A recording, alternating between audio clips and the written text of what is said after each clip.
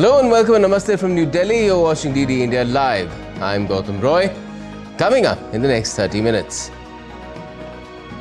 Prime Minister Narendra Modi is set to travel to South Africa's Johannesburg on Friday for a two-day visit to take part in the G20 Summit. European foreign ministers reiterate that any plan to end Ukraine conflict must include Ukrainians and Europeans amid talks of a US-backed plan which involves Kyiv making some territorial and military compromises. And the 56th International Film Festival in India, or IFFI, has a star-studded opening in Goa's Panjim and a grand parade. The 9-day extravaganza will showcase 240 films from 81 countries, several premieres and other blockbuster events.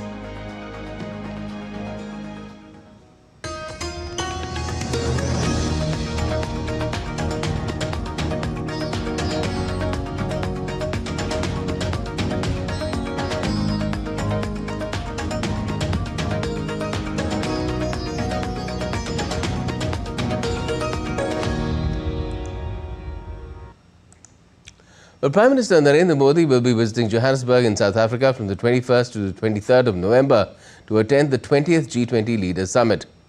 This will be the fourth consecutive G20 Summit held in the Global South. On the margins of the summit, the Prime Minister is expected to hold meetings with some world leaders.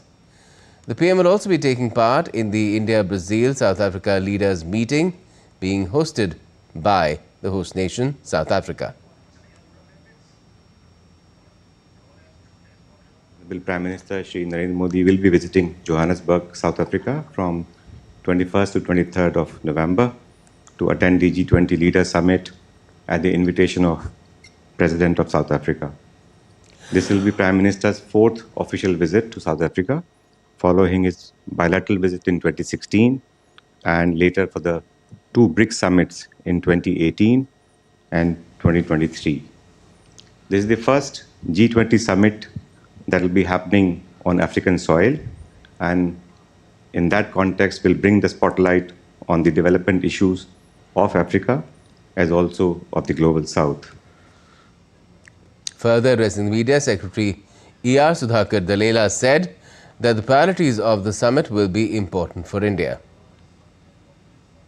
The summit will be important for India to ensure continuity of its priorities in the G20 after having hosted a very successful presidency in 2023. As you are aware, the G20 has emerged as a premium forum for international economic cooperation, as well as for discussing matters of global significance.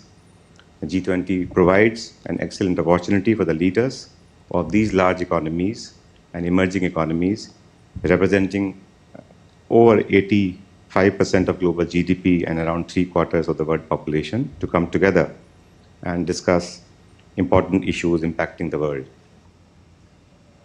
India's National Security Advisor Ajit Doval has hosted the 7th meeting of the Colombo Security Conclave National Security Advisors in New Delhi today. He held discussions with his counterparts from Maldives, Mauritius, Sri Lanka and Bangladesh. Seychelles has participated as an observer and Malaysia as a special guest. NSA Doval noted that the ocean is our biggest heritage and urged for enhanced maritime cooperation between countries joined by shared maritime geographies. Excellencies, the ocean is our biggest heritage. It is the engine that propels our economies.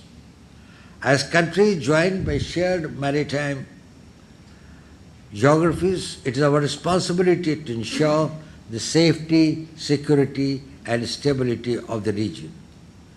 We need to shape a favorable environment to nurture an open, inclusive maritime domain anchored firmly on a rule-based order.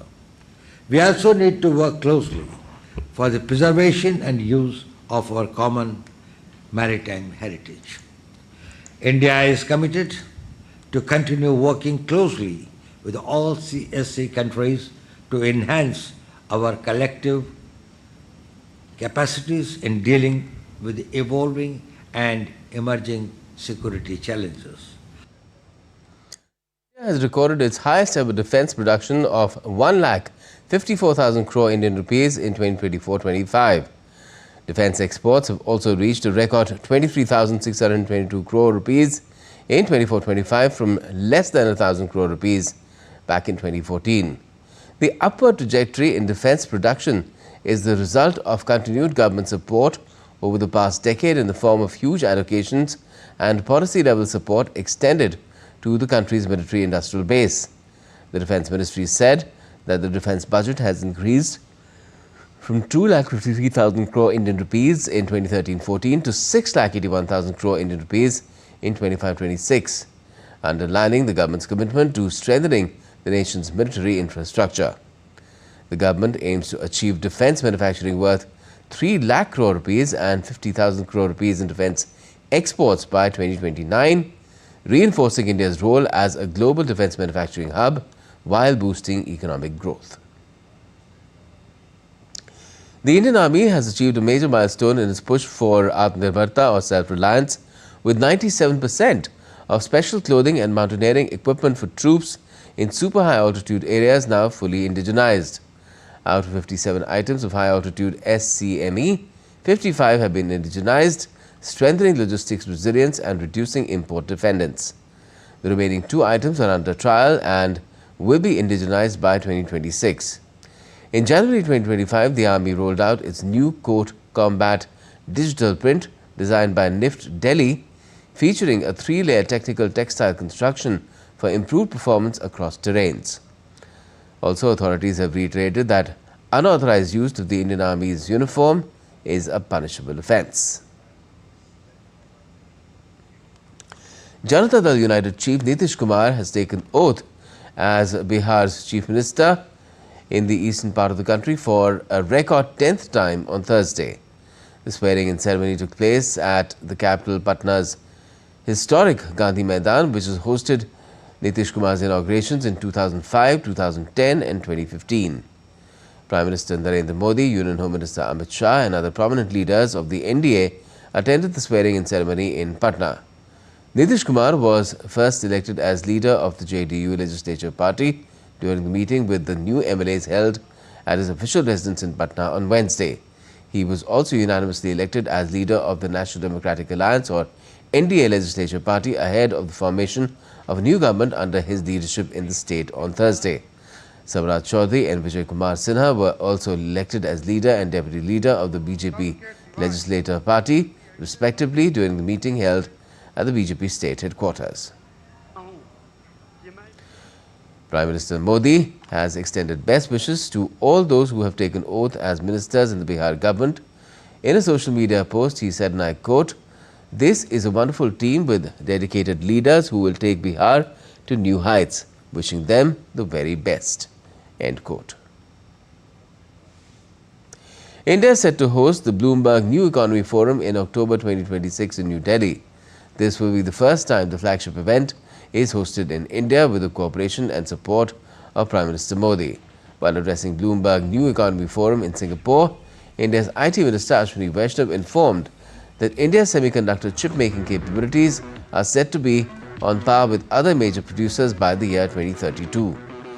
This showcases the government's urge to strengthen domestic manufacturing.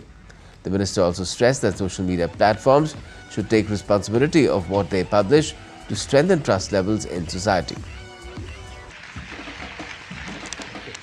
Social media platforms must start taking responsibility of what they are publishing so that the society at large doesn't get harmed by what they publish. Every company which works in India must follow India's constitution, must follow India's laws. Every platform must understand what is the social structure of the country in which they are operating. How does a platform react to the circumstances? How does it operate in the scenario, the diversity that we have in our country? That must be respected. In a breakthrough, the National Investigation Agency has arrested 4 more prime accused in the 10th of November blast outside Delhi's Red Fort, taking the total arrests in the case to 6. The latest arrests were made in Srinagar on production warrants from Patiala House Court. The accused have been identified as Dr. Muzammil Shakil Ganai of Pulwama, Dr. Adil Ahmed Radar of Anantnag, Dr. Shaheen Saeed of Lucknow and Mufti Irfan Ahmed Wage of Shopian. Earlier, the agency had arrested two others, Amir Rashid Ali, in whose name the explosive-laden car was registered, and Jasir Bilal Wani, who allegedly provided technical support for the attack. India's External Affairs Minister Dr. S. Shankar met Australian Foreign Minister Penny Wong in New Delhi on Thursday. In the opening remarks at the 16th India-Australia Foreign Ministers Framework Dialogue, the External Affairs Minister emphasized the importance of the country's growing partnership with Australia. He said the collaboration owes much to the guidance and vision of the two Prime Ministers. Our growing partnership obviously owes much to the guidance and vision of our Prime Ministers. Today's meeting offers an excellent opportunity for us to not only review the progress achieved, but also to set the agenda, next phase of ties, and the recommendations that we would make to our Prime Ministers, I think would be key for them to take into account when they will meet fairly soon. And still to come in this edition of DD India Live. Global Nuclear Watchdog IAEA board passes a resolution to ensure Iran informs it about the status of its uranium stock and atomic sites without delay. Meta says all Australians under 16 will be taken off FB, Insta and Threads from the 4th of December before Canberra's under 16 social media ban takes effect. And we'll also tell you why this birth of a litter of 5 healthy cheetah cubs at Kuno National Park is a huge milestone for India's Project Tiger.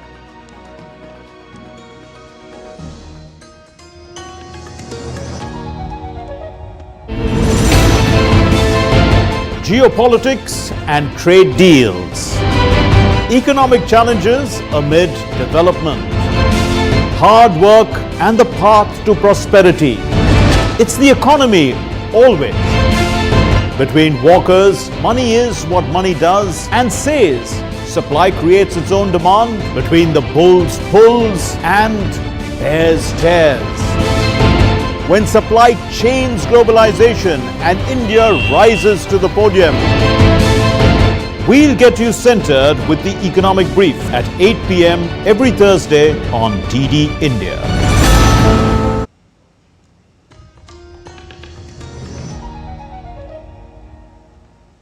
Welcome back. You're watching DD India Live. I'm Gautam Roy.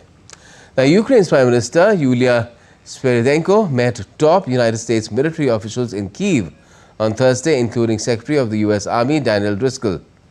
Later, in a social media post, she said that the visit provides an important opportunity for the senior military officials accompanying the Secretary to assess the situation on the ground and to witness firsthand the consequences of Russian aggression. Earlier, Driscoll and a delegation of senior U.S. military officials met Ukraine's military chief on Wednesday. Meanwhile, European foreign ministers have reiterated that any plan to end the conflict in Ukraine must include Ukrainians and Europeans. The reaction has come at their meeting in Brussels after the US floated a framework that would involve Kyiv giving up some of its land and weapons and curbing the size of its army. All negotiations about a ceasefire, about any further peaceful development of Ukraine can only be discussed and negotiated with Ukraine, and Europe will have to be included. We are all on the same page here.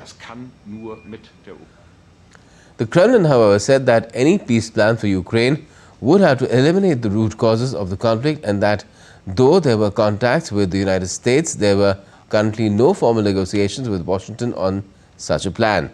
The Kremlin said that it had nothing to add to what had been said at the August summit in Alaska between Russian President Vladimir Putin and his US counterpart Donald Trump.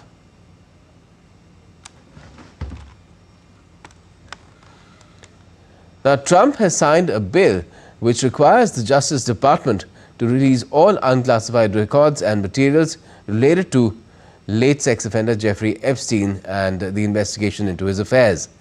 The legislation mandates that the files be made public within 30 days, but there are some catches. More in this report. US President Donald Trump has signed the bill demanding that the Justice Department releases its files on the convicted sex offender Jeffrey Epstein. The material could shed more light on the activities of Epstein, who socialized with Trump and other notable figures before his 2008 conviction on charges of soliciting a minor for prostitution.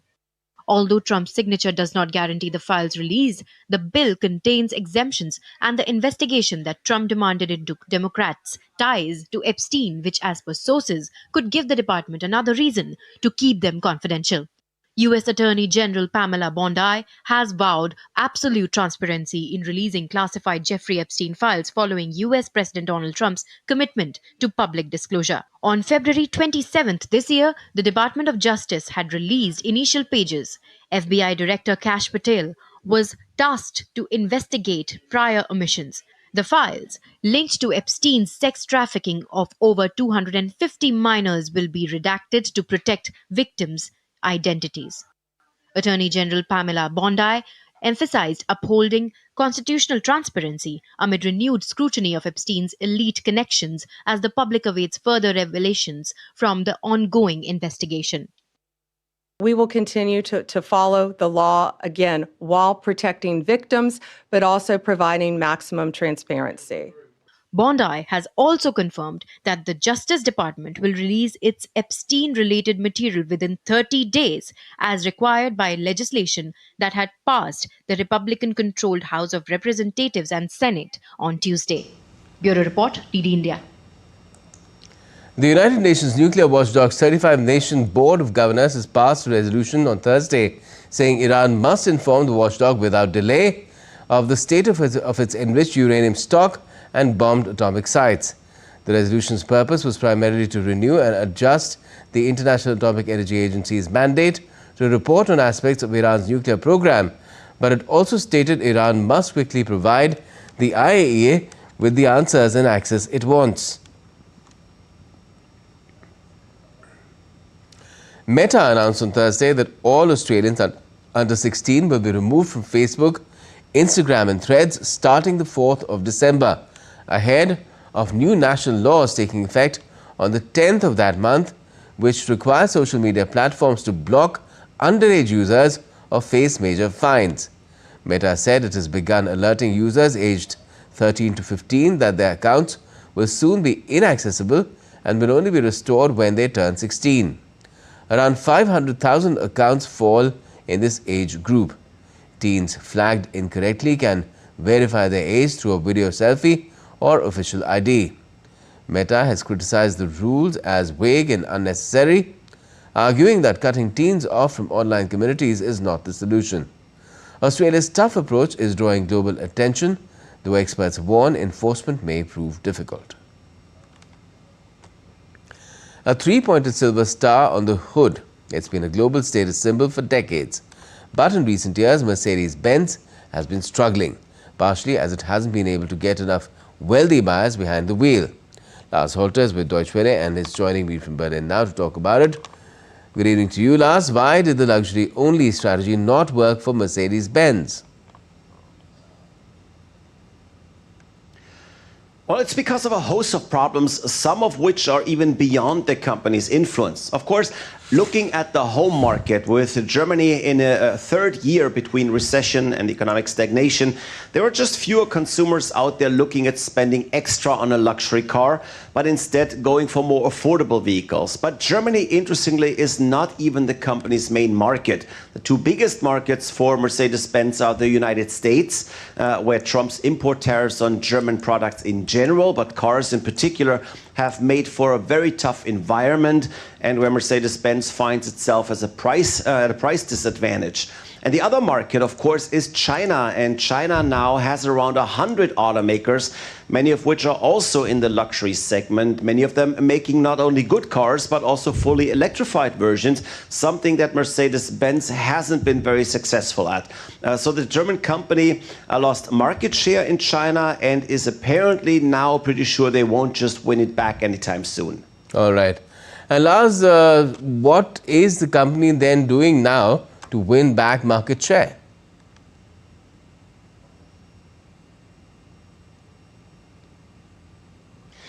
They're once again trying to appeal to the masses, and actually many working for Mercedes are quite relieved. As a matter of fact, the luxury-only strategy was so unpopular within the company that some people often spoke about the L word, avoiding getting anyone near that luxury term. And now management has decided to keep producing the company's smallest vehicle, the A-Class, until 2027, which is longer than planned, and actually moving production to Hungary to cut production costs and revive margins there. And looking a bit further down the road, they're planning to develop a successor to the A-Class. The idea to appeal to younger buyers with cars selling in the mid-30,000s. Also, Mercedes wants to intensify its cooperation with rental car companies. That's another thing they had long avoided in an effort to look more exclusive. It turns out exclusivity is something you need to be able to afford, and Mercedes-Benz can't, and now they're switching gears. All right, let's see if that U-turn works for Mercedes-Benz. Thanks for joining us for the moment, Lars Holter. Now, in a delightful breakthrough for India's Cheetah reintroduction initiative, Mukhi, the first Indian-born female cheetah, aged 33 months, has given birth to 5 cubs. India's Foreign Minister Bhupendra Yadav said that this is the first time in recent history that an Indian-born cheetah has reproduced, making it a landmark achievement for Project Cheetah. In fact, cheetahs were declared extinct in India back in 1952, and now cheetahs have been brought in from different countries in Africa. And this is the first birth by a cheetah who was born in India. So it's a strong indicator really of the species' adaptation, health and long-term prospects in Indian habitats. The mother and cubs are said to be doing fine. The minister also said that this significant development reinforces optimism about establishing a self-sustaining and genetically diverse cheetah population in India, further advancing the nation's conservation goals.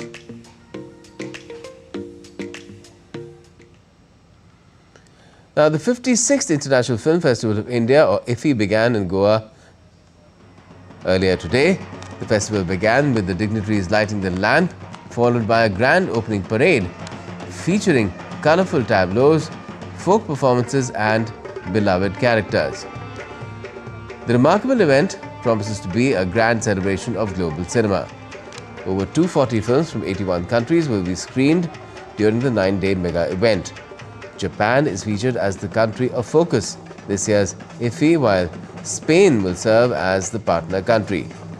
IFFI 2025 will host 15 competitive and curated segments, including international competition, Creative Minds of Tomorrow, Waves Film Bazaar, and the new Cinema AI Hackathon. Tributes to legendary filmmakers and artists, masterclasses, and IFFI Star cultural showcases will make this edition a spectacular celebration of global and Indian cinema.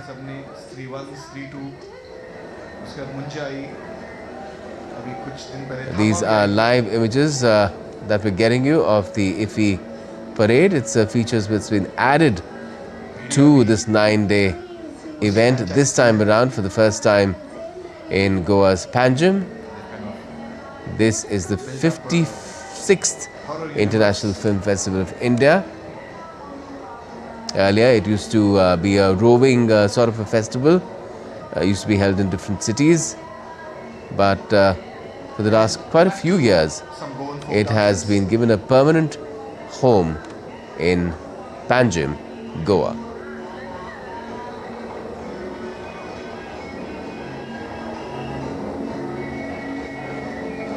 Goa is a melting pot for different cultures here, and that's what makes it unique and so vibrant. That's another fantastic view of the city from the river Mandvi as that drone flies closer towards the venue of the old GMC complex.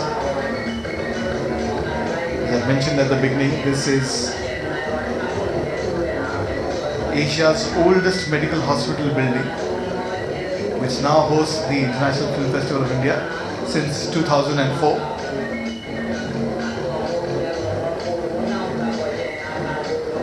आप देख सकते हैं गोवा की संस्कृति।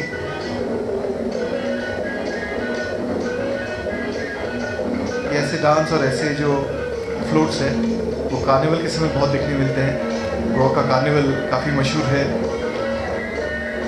काफ़ी गानों में भी यूज़ हुआ है। जो पुराना गाना था रंबा हो, that was shot during the. And on that happy note, that's all we have for this edition of DD India Live. But let us know your thoughts on the news of the day. And for those on the go, you can get all the latest news and updates from India and across the world on DD India's mobile app. It's available on both Android and iOS. Just scan the QR code on the screen to download the app right away. And we'll be back with more news as it breaks here on DD India. I'm Gautam Roy, and from all of us here in Delhi, thanks for watching DD India Live.